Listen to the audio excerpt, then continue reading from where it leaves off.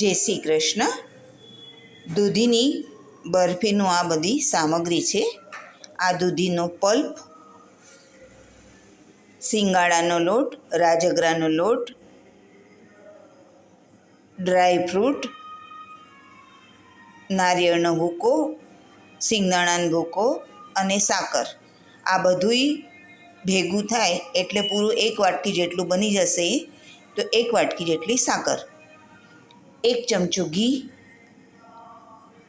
એલાયચી, જાયફળનો ભૂકો અને કિસમિસ. ઘી પૂરું છૂટું થઈ ગયું છે અને આ નાની ચમચી એમાં ઊભી રહી છે, એટલે આ બધું સારી રીતે પાકી ગયું.